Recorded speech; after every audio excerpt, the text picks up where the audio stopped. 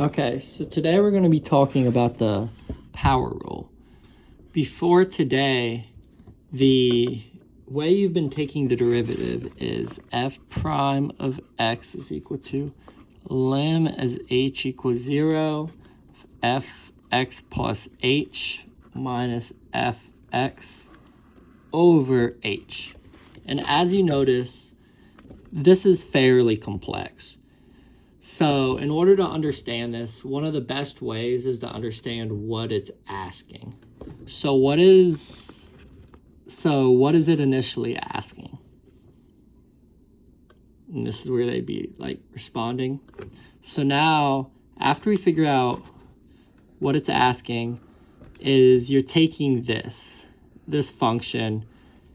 Honestly, this is just a random one that I drew. It's just a quadratic. But you're taking this and you're taking the step and you're trying to find the slope between the step. It's essentially a more complex version of the slope. And as you increase the terms and increase the complexity of the equation, this can end up having x terms in it just because your limit's taking h.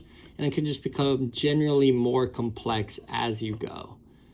And as a result, this suddenly becomes very hard to utilize. It just becomes almost not useful because it's still very useful to trying to understand what a derivative is, but you just need another way to do it. You can't spend 5 minutes trying to discern the limit every time you want to take a derivative. So as a result, there's something called the power rule. So say we're going to take the derivative of 5x. Now, putting it into here, that's a pretty complex derivative, just because of the fact you have to put it in different ways in multiple functions. You have to take your step and you have to do many different things. And we already know the slope of it.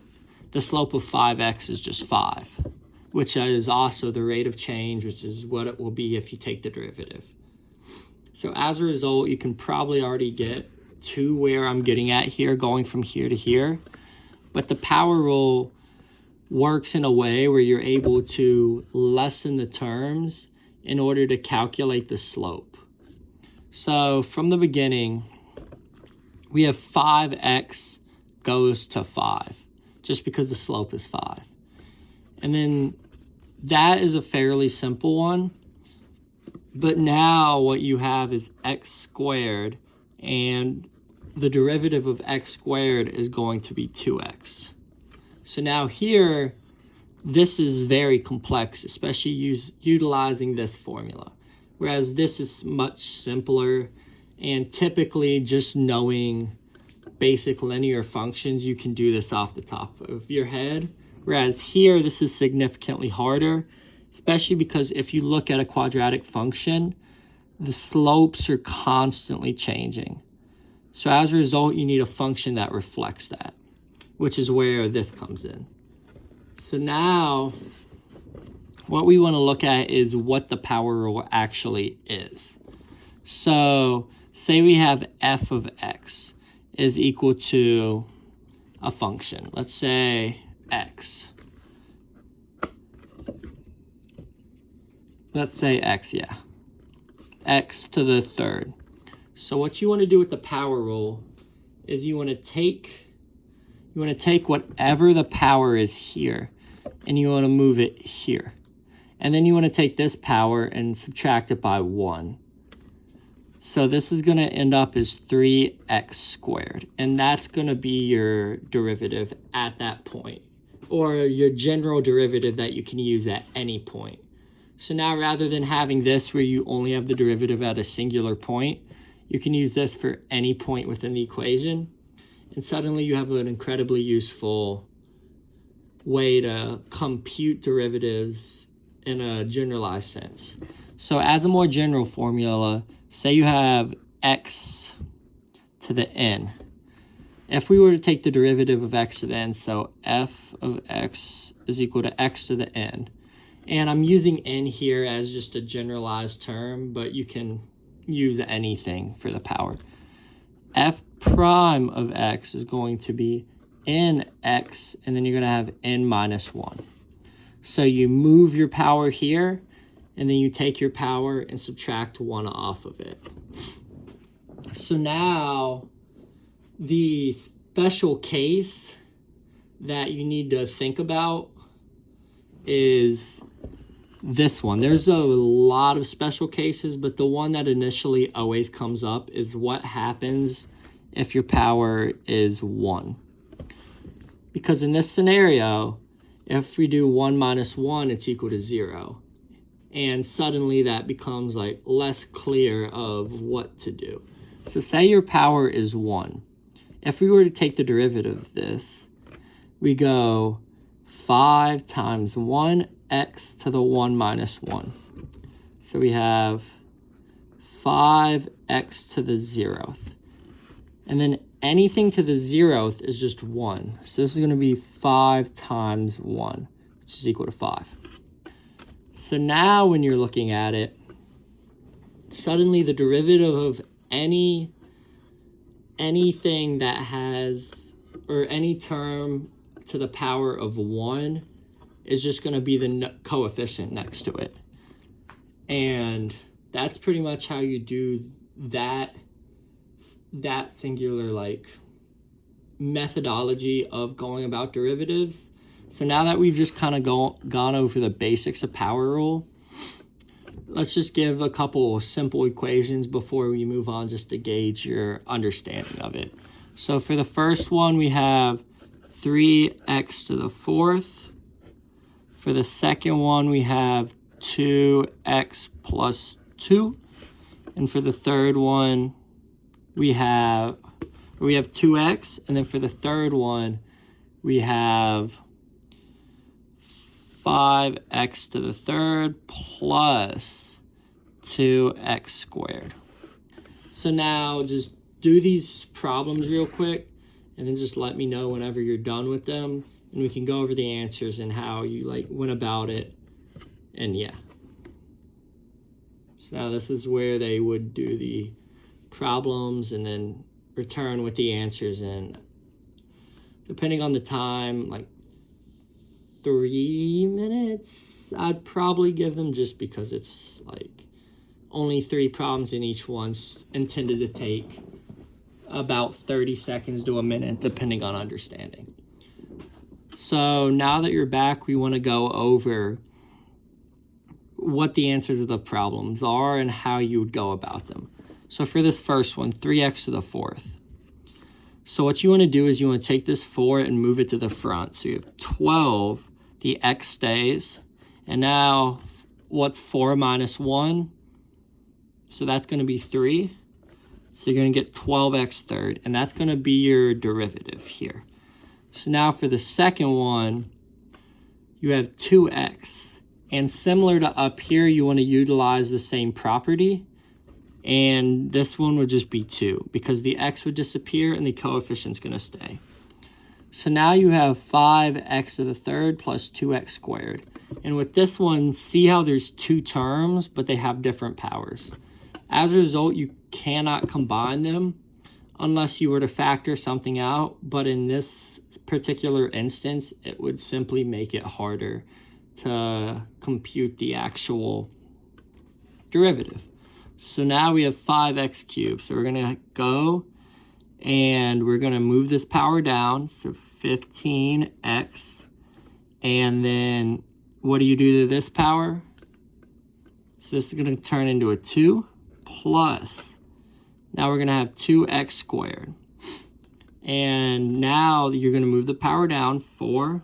And then what's 2 minus 1? And then what's x to the first? And that's just x.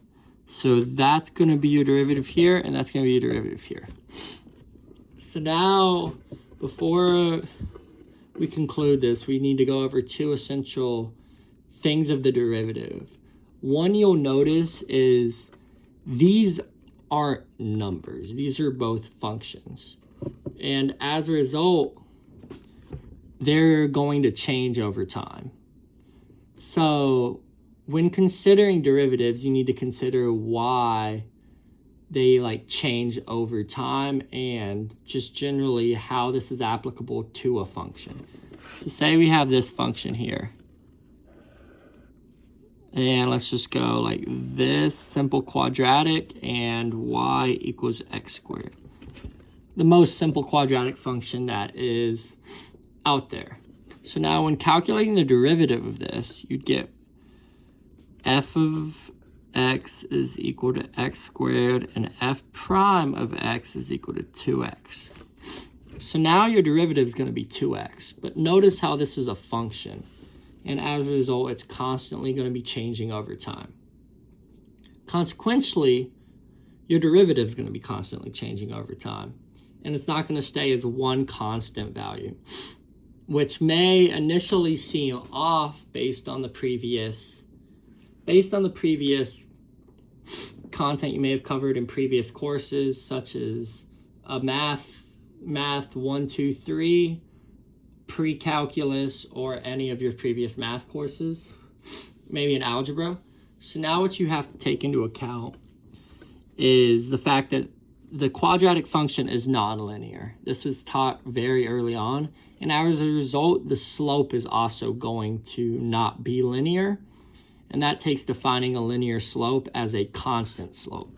So here, say you're at this point. Say you're at the point y equals 2, x equals y equals 4, x equals 2, right? So now this is a very specific example, but this is the point 2, 4. So now when plugging in your derivative, you're going to have a slope of 4. And that's going to be like about here, and that's going to be like that slope. So now when you're looking at it, say you want the point 1. So 1, 1, and you get this point by plugging in 1 for x, and then you get your y. The slope here is going to be 2. So it's going to be slightly more this way. And notice how over time you're going to have these tangent lines, and they're going to continue to keep going up until eventually they're just like a straight line, and they accurately reflect the slope of the quadratic function. So what a derivative allows you to see is they allow you to see how the slope changes over time, and as a result, you're able to map the slope at any singular point. So now the other thing that's essential to talk about is any constant within taking the derivative. So notice how initially, before covering this, I wanted to write 2x plus 2. So here we know what to do. But with this 2, it suddenly becomes iffy because where's the x?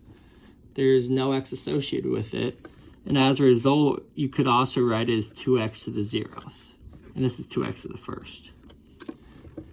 Still, this is still iffy because it's 2x to the 0th. You aren't really going to go about 2x to the negative 1st because that is kind of iffy. I mean, you can maybe do it, but even then that wouldn't yield the right answer here. So what you want to do is this is just going to turn into 2 plus 2x to the 0th. There's no x term here. It's just 2. And as a result, it's just going to go away because a 2 doesn't benefit the slope at all. A 2 is a point that changes the intercept, maybe changes how it functions on the y or x axis, depending if you're dealing with the quadratic or cubic or quartic, quintic, any of those. The coefficients only change the position of it. It doesn't change the slope at all. So you could have 2x plus 10 to the 100th. While this is going to be pretty far up on the y-axis, your derivative is still going to be 2.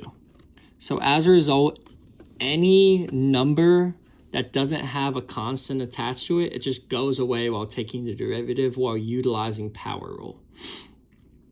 And There is many special cases of it, which will be covered later on, such as trigonometric functions, e to the x, any of those. But currently it just is essential that you get in these aspects of it, just because you need to know this in order to move on with any of the more complex functions, and especially as you get introduced to integrals and more applicable functions of utilizing derivatives. So before we go, let's just go over a couple more complex ones and kind of go over what would it be like how could you apply it. So let's say this first one is going to be 5x to the 5th plus 3x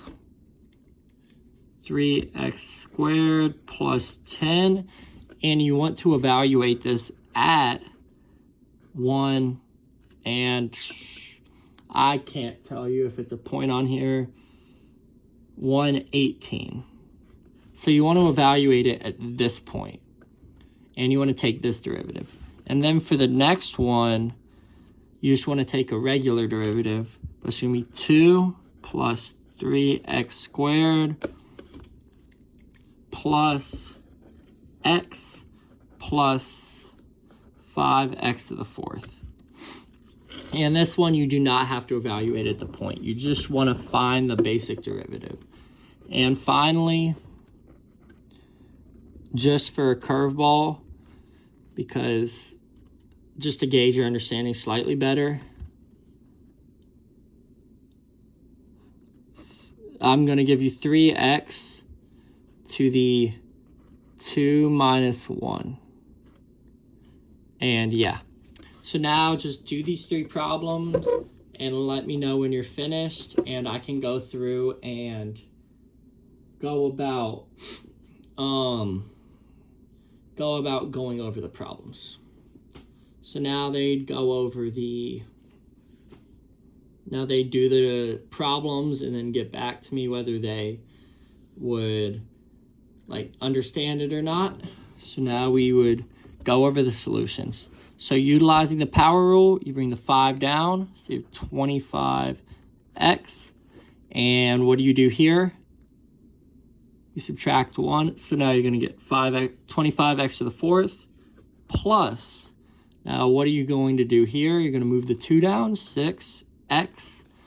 And then what would this become? It would just become a 1. And then what would happen to this 10? This 10 would go away. So now you're left with this as your derivative.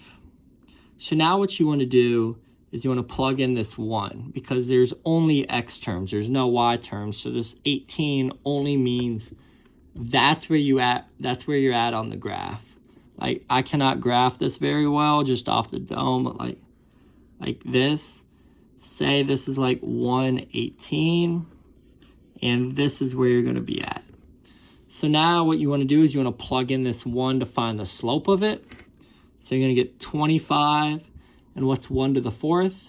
It's just going to be 1, so 25 plus 6 times 1. So now you're just going to get 6. It's going to be equal to 31. And that's going to be your slope at this point. It's a pretty high slope, but it's also a pretty steep function, so yeah. So now here you just want to evaluate the derivative. So any constant is just going to be 0 plus. Now you're going to have 3x squared. That's just going to become 6x.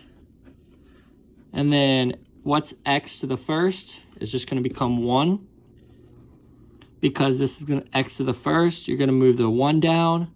And this is going to be x to the 0th, which is just 1. So it just ends up being 1 plus 5x to the 4th. Should be 20x cubed. So notice how there's a constant in the derivative, which can occur just if you're dealing with an x function. And here this is still a non-linear slope, but you just have that 1 there. And now for this one just takes a little extra initial thought. So you have 3x, and then what's 2 minus 1? That's just going to be 1. saying I have 3x to the first, and what's 3x to the first? Or what's 3 to x to the first? And that's always going to be just the coefficient. So that is pretty much the basics of derivatives. There is a lot more content to go over, but as long as you're able to get these and just kind of understand that, you'll have a pretty good grasp on the future parts of calculus. Even if it gets more complex, this is the base of all of calculus, or most of it. So as long as you're able to get this, you should be good. And do you have any questions, anything you want to continue to cover before I go? And this is where they may say yes, they may say no. Okay, sounds good. I will send you over the homework, and then I would proceed to send them over any homework or any extra resources that I know of